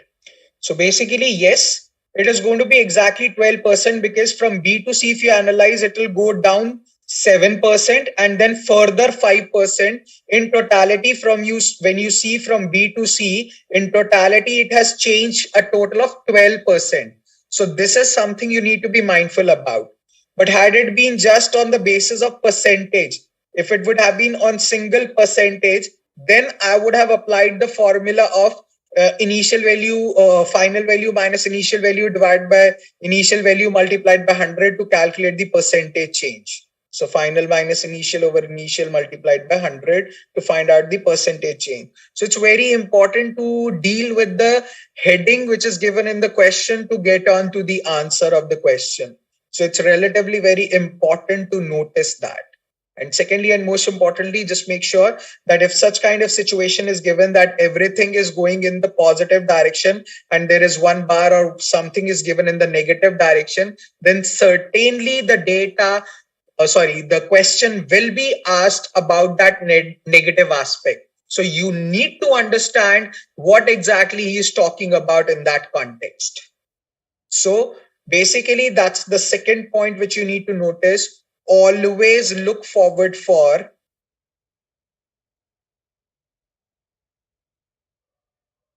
unusual data given in the question. Once you will understand the unusual data given in the question, you will be automatically able to get the correct answer to the question, because definitely and certainly the question will be asked about that. So you need to understand the language bit given in the heading so that you understand in the correct manner, and always look forward for the unusual data given in the question and analyze that data with that regard so that you can answer the question asked, because certainly a question will be based on that data. Does that make sense to everyone?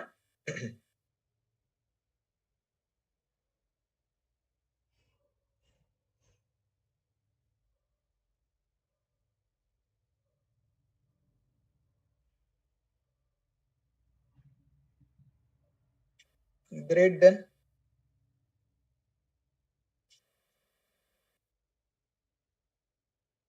So that is it from my side for the conceptual aspect of each and everything with respect to your quant section. Now, there are two aspects which you need to move ahead, which I'll be quickly dealing with. A generic roadmap, I just want to say, which you need to follow. The very first thing is you are expected to complete the quant progress chart and send it over to me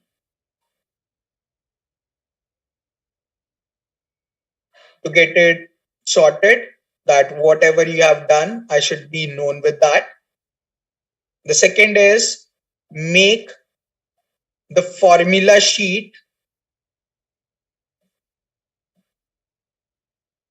on a loose sheet of papers, bunch them, and get it checked by me. So click the snapshot of that or click the picture of that and get it checked by me. So you need to make it one by one. So you just need to make or write the question and its answer, write the question and its answer, write the question and its answer, question, answer, question, answer, question, answer. So you need to complete the quant progress chart and make the formula sheet and get it checked by me. These are the two simple aspects which you need to do. After that, I'll be just telling you that how exactly whosoever will get connected with me, I'll send it over to you, the official guide. That's going to be our next concern, which you need to solve. I'll tell you how exactly you need to solve, which chapters to follow, how exactly you need to do it, so that it becomes clear for you how exactly you need to go about it. Once you are sorted with the quant progress chart, that means once you are sorted with the book, which is provided by the Jamboree, and once you are sorted with the official guide, then we will be talking about what sort of test and which tests you need to give so that it becomes in sync with what exactly you need to go about. The only point is you guys are expected to get in touch with me at least to get your things sorted for the exam. Just to let you know, those who follow this quant progress chart, those who do the official guide, and those who listen to me, they are actually getting 165 plus as the quant score. After this official guide, you can also choose to do the advanced quant book.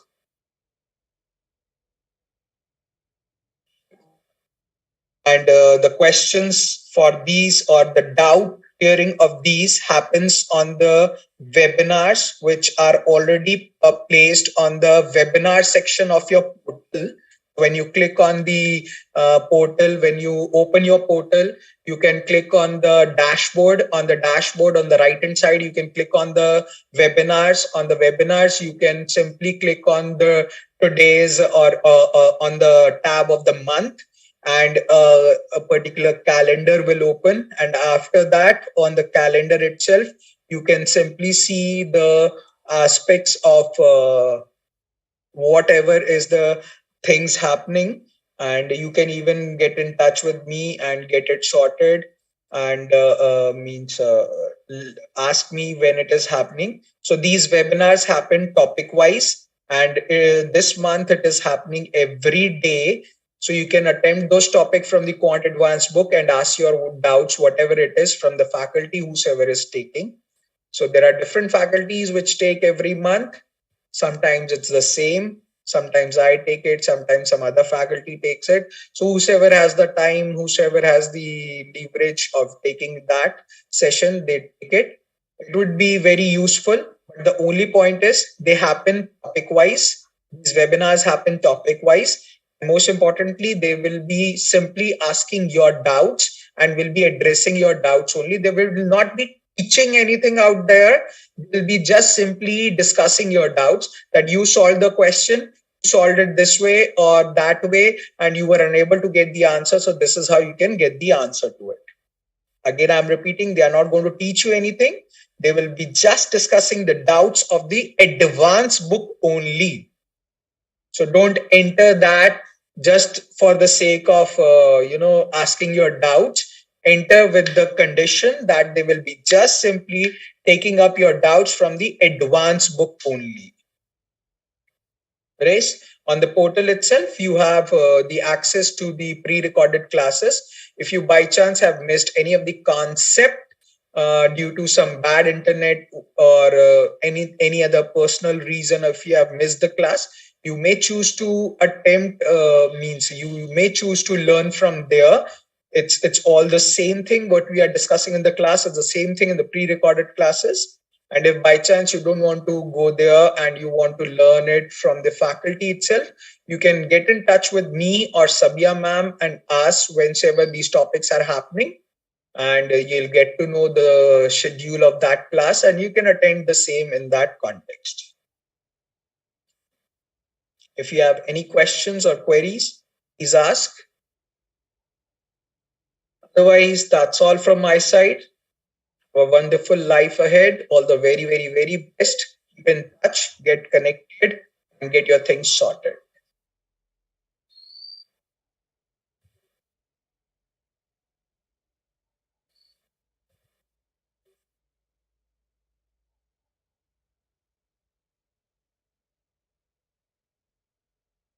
Thank you. Bye bye. Take care.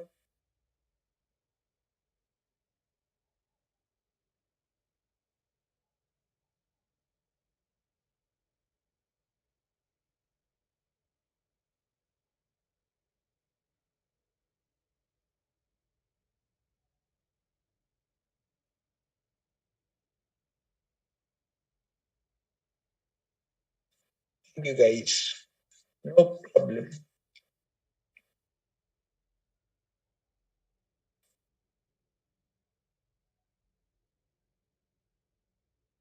Anyone has any questions, queries, or concerns?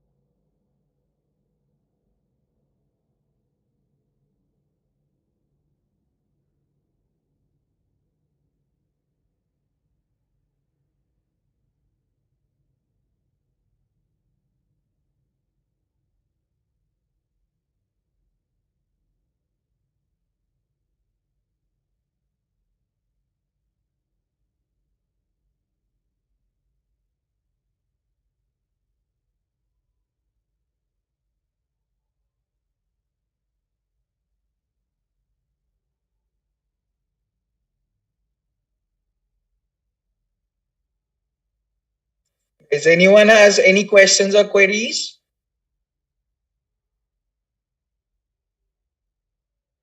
Please reply yes or no.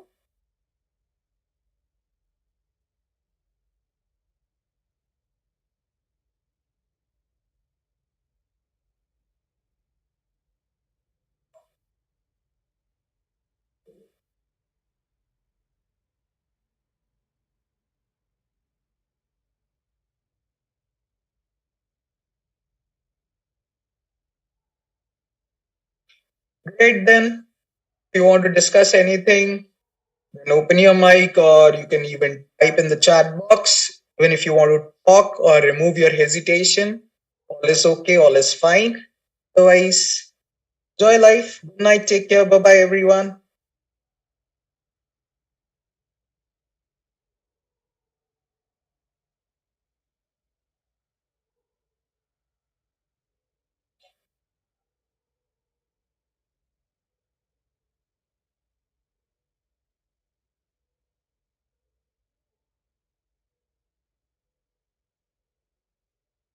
It's surprising. Nobody wants to talk. Okay. Bye. Take care, guys, then.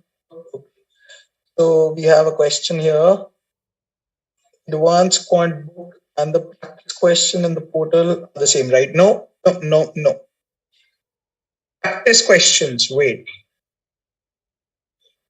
I believe you are talking about on the portal, you have dashboard and below that you have practice. You are talking about that practice tab, right? If you're talking about that practice tab, then yes, advanced question and the practice tab are the same. So you have dashboard, then practice, then tests. So yes, the practice question are the same as the advanced questions.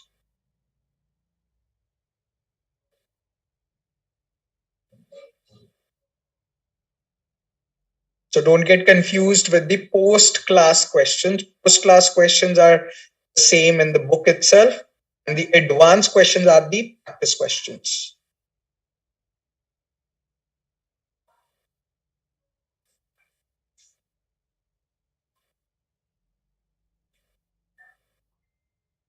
No problem.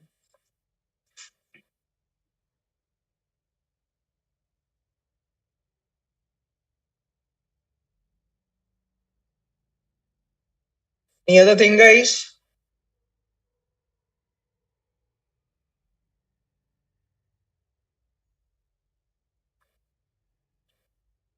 Perfect then. If you still have anything to ask, you can anyway connect with me on Viber and get your things sorted.